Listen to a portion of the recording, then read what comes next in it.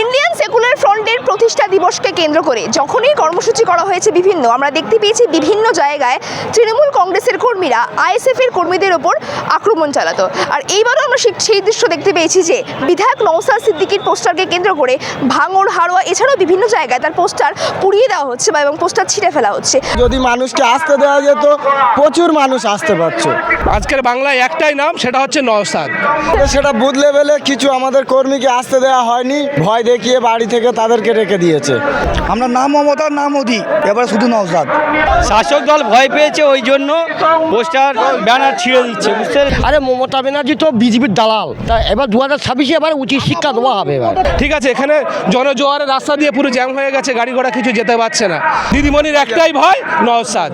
ভাঙড়ের মানুষ যেটা 21-এ করেছিল, সেটা বাংলার মানুষ পুরো 26-এ পুরো করবে। আজকে নওশাদ সিদ্দিকী ভাইজানের ডাকে ব্রিগেডে শাসকের অত্যাচারের এতে আজকে আমরা এসছি ব্রিগেডে। সমস্ত বাধা অতিক্রম করেও ইন্ডিয়ান সেকুলার ফ্রন্টের যারা কর্মী সমর্থক রয়েছেন তারা কিন্তু চলে এসেছেন শহীদ মিনার মাঠে। তারা বলছেন সমস্ত বাধা বিপত্তির উপরে আইএসএফ এর এই আবেগ একেবারে সবার আগে থাকবে এবং এই বিষয় নিয়ে তারা ঠিক কি বলছেন সরাসরি শোনাবো আপনাদের। তবে বিভিন্ন জায়গায় আমরা দেখতে পাই যখন আইএসএফ এর কর্মীরা মিছিল মিটিং করেন, শাসক দল আপনাদের উপর আক্রমণ করেন, আঘাত করেন। কোথাও কোথাও আমরা দেখতে পাচ্ছি নওশাদ সিদ্দিকীর পোস্টার ছিঁড়ে দেওয়া হচ্ছে। কি বলবেন শাসক দলের বিরুদ্ধে? শাসক দল ভয় পেয়েছে, ওই জন্য পোস্টার ব্যানার ছিঁড়ে দিচ্ছে, বুঝতে পেরেছেন। ভয়ে শাসক যখন ভয় পায় তখন এইগুলো করে, ঠিক আছে। কারণ শাসকের কোনো ইয়ে নেই, উন্নয়নের কিছু নেই।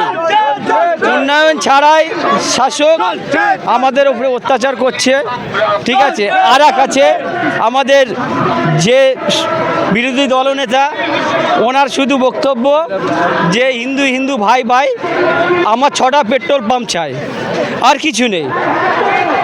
আমি শুভেন্দুবাবুকে বলতে চাই, এই যে মানুষকে হ্যারাস করা এসআইআরের নামে বন্ধ করুন, না তো মানুষের বিক্ষোভ যখন ফেটে পড়বে আপনারা সামলাতে পারবেন না। এটাই আমার কথা। আগামী দিনে কি চাইছেন নওশাদ সিদ্দিকীর কাছে?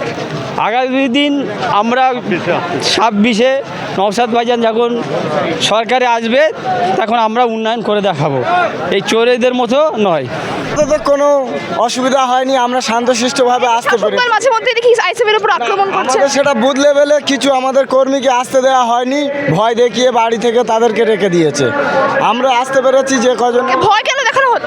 ভয় দেখানো হলো এটাই যে তারা শাসকে রয়েছে, এলে পরবর্তী এখন তো আমাদের আইএসএফ ভাইজান ক্ষমতাতে নেই, তারা যদি বা এগিয়ে রয়েছে, ওই জন্য তাদের বাড়িতে ফ্যামিলি মানে যারা মাতা রয়েছে তাদেরকে মানা করা হয়েছে যে এসো না।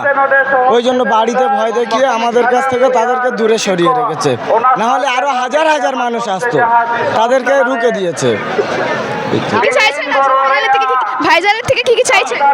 ভাইজানের থেকে পরিবর্তন চাইছি। এই তৃণমূলের স্বৈরাচারী মাঠে জায়গা ধরবে না, যা কিছু দুর্নীতি হয়েছে তার পরিবর্তন ভাইজান নিয়ে আসতে চাইছে। পশ্চিমবাংলার মানুষ আবার পরিবর্তনের ডাকে সাড়া দিয়েছে, আরও যা এসছে যদি মানুষকে আসতে দেওয়া যেত, প্রচুর মানুষ আসতে পারছে। বিভিন্ন জায়গায় তো শাসক দল থেকে আক্রমণ করা হয় আপনাদের আইএসএফ এর কর্মীদের উপর। থেকে এসছি, কোনো আক্রমণ কিছু হয়নি। আমাদের দেওয়া থেকে 300 গাড়ি এসছে, কোনো অসুবিধা হয়নি। চাইছেন আজকে ভাইজানের থেকে? আমরা চাইছি যে এই যে কালা কানুন পাশ করেছে মমতা সরকার আর মোদি সরকার, ওয়াকফ বিল, এটা যাতে প্রত্যাহার করা হয়, এটাই চাইছি। দেখতে পাই যখনই যে বছরই বা হয়েছে আইএসএফ এর কর্মী সমর্থকদের প্রোগ্রাম, তখন এখানে শাসক দল একটা বিভিন্ন বাধার সৃষ্টি করে। সেই জায়গায় দাঁড়িয়ে শাসক দলের বিরুদ্ধে কি বলতে চান?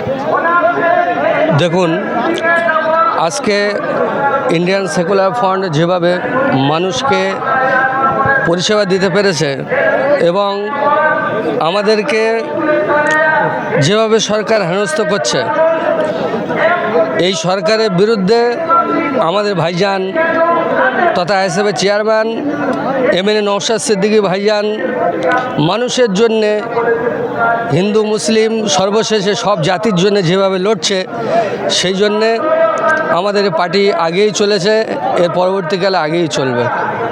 কি চাইছেন তাদের কাছ থেকে? আমরা চাইছি যে আমাদের সমস্ত কিছু, যেমন ভাত থেকে কাপড় আর আমাদের সংবিধানের যেটা আমাদের আইন আছে সমস্ত কিছু সেটা আমরা চাচ্ছি। নওশাদকে চাই বাংলায়। আমরা অকাপ নাটককারীকে অনেক দেখেছি, হিন্দু দরদিকে দেখেছি, মুসলিম দরদিকে দেখেছি, আমরা এবার নওশাদকে চাই। আমরা না মমতা না মোদি, এবার শুধু নওশাদ। যে গরিবের হয়ে কথা বলবে, মানুষের হয়ে কথা বলবে, অত্যাচারী হয়ে কথা, তাকে চাই আমরা কোনো নাটককারীকে চাইনি। বিভিন্ন জায়গায় আমরা দেখতে পাই যে আইএসএফ এর কর্মীদের ওপর তৃণমূলরা শাসক দল একেবারে আক্রমণ করে, কি বলছেন? এটার মানে হচ্ছে পুলিশ যেটা দালালের পরিণত হয়েছে। আজকে তৃণমূল দলটা অ্যাকচুয়ালি চলছে পুলিশের সহযোগিতায়। পুলিশ যদি নিরপেক্ষ হয়ে যায়, অবশ্য তৃণমূলটা 26-এ মুছে যাবে। আশা করি নওশাদ ক্ষমতায় যদি নাও আসতে পারে, বিরোধী আসনে এসে বসে দেখাবে। আজকে বিরোধী কোথায়? শুভেন্দু থেকে বিরোধী দলনেতা, উনি ওনার দায়িত্ব পালন করছে। উনি হিন্দুলে পেরেশানি হয়ে আছে। মানুষের জন্য কথা কে বলছে? মানুষের জন্য ভাঙড়ের মানুষ একজনকে পাঠিয়েছিল বিধানসভায়, সে মানুষের হয়ে কাজ করছে। যেটা বিরোধী দলনেতা শুভেন্দু অধিকারী কাজ ছিল, সেটা নওশাদ সিদ্দিকী বাংলার মানুষের জন্য করে দেখাচ্ছে। এবং আমরা দেখতে পেয়েছিলাম যে 21শে জানুয়ারির যে মঞ্চকে কেন্দ্র করে একেবারে নওশাদ সিদ্দিকীর পোস্টার ছিঁড়ে দেওয়া হয়েছিল। সেইটা যেটা ছিঁড়েছিল ভাইজান দেখেছে, ভাইজান বলেছে 21শে জানুয়ারি কাটার পরে তার ব্যবস্থা তিনি নেবে। আইনের দর খোলা আছে, আইনের কাছে গিয়ে সহযোগিতা চাইবে। তাহলে পরিবর্তন চাইছে? অবশ্যই চাই। ভাঙড়ের মানুষ যেটা 21শে করেছিল, সেটা বাংলার মানুষ পুরো 26-এ পুরো করবে। শুধু ভাঙড় করেছিল 21শে, বাংলা করবে 26-এ। বাংলার পুরো মানুষ 26-এ করে দেখাবে। জায়গায় আমরা দেখতে পাই যখন আইএসএফ এর কর্মীরা মিটিং করে, সেই জায়গায় শাসক দল আপনাদের উপর হাত দেয়। এই যে আপনি বাধা অতিক্রম করে আপনারা আজকে 21শে জানুয়ারির মঞ্চে এসেছেন, কি বলবেন? এর জন্যে কি বলবো, ভাইজানের টানে এসছি আমরা, ভাইজানের টানে।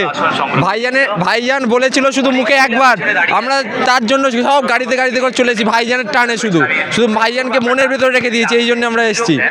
শাসক দল তো আপনাদের উপর বারংবার করে আক্রমণ করে, কোথাও গিয়ে নওশাদ সিদ্দিকীর পোস্টার ছিঁড়ে দেয়, কি বলবেন শাসক দল?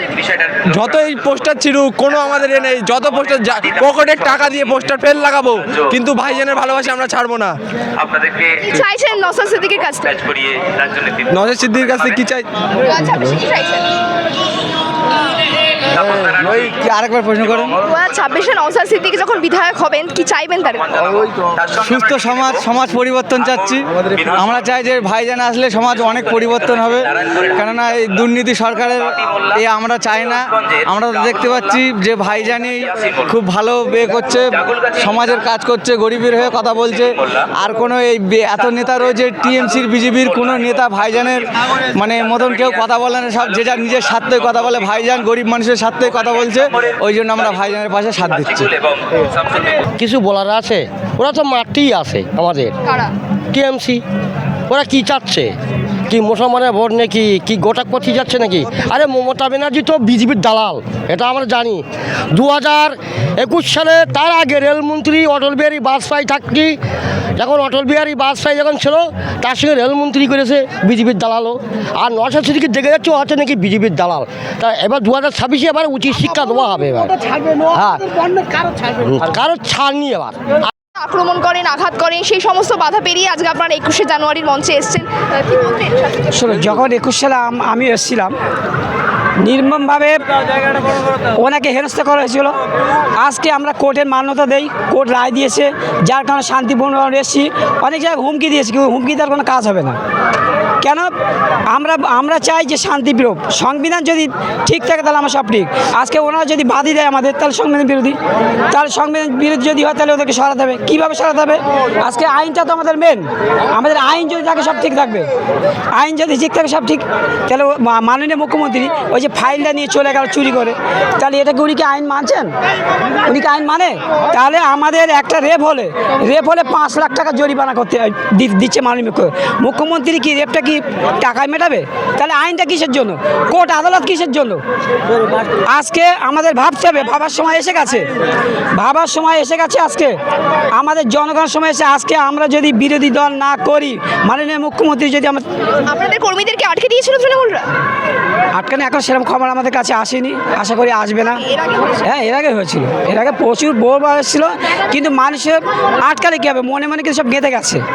অনেকেই প্রকাশ্যে আসেনি, কিন্তু অনেক গাড়ি লুকিয়ে চুইয়ে সব কিন্তু আসছে, প্রকাশ্যে কিন্তু কেউ আসছে না, যেহেতু শাসক দলে ভাই।